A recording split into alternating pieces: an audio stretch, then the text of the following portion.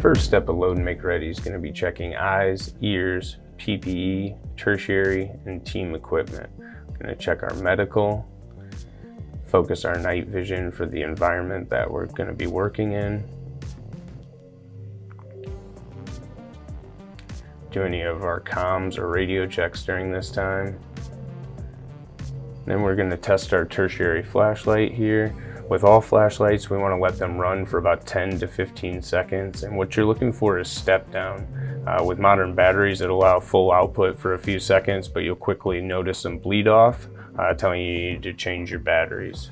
Here we're going to plus up our breaching shotgun, as that's team equipment.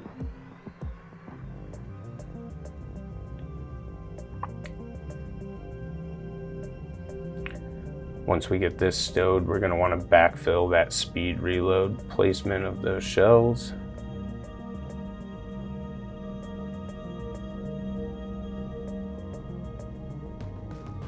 Next, we're going to get a good draw stroke in with our pistol.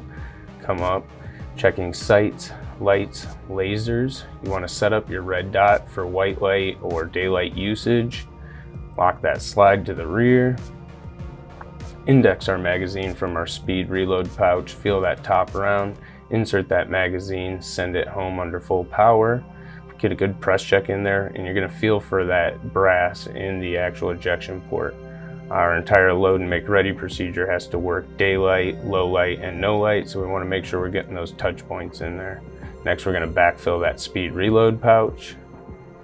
We're going to come up on target with our rifle. Again, checking sights, lights, lasers.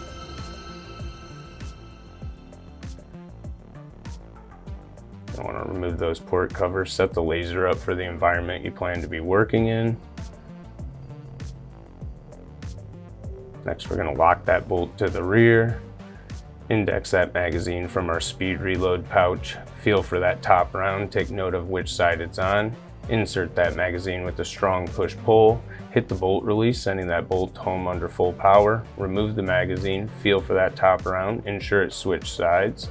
Reinsert that magazine with a strong push-pull, animatedly try to remove the magazine from the gun, and then reach under and feel for no gap between the bolt and the receiver. If you feel no gap, go ahead and close that dust cover, and then we're going to backfill our speed reload pouch. Now you know you're ready to fight.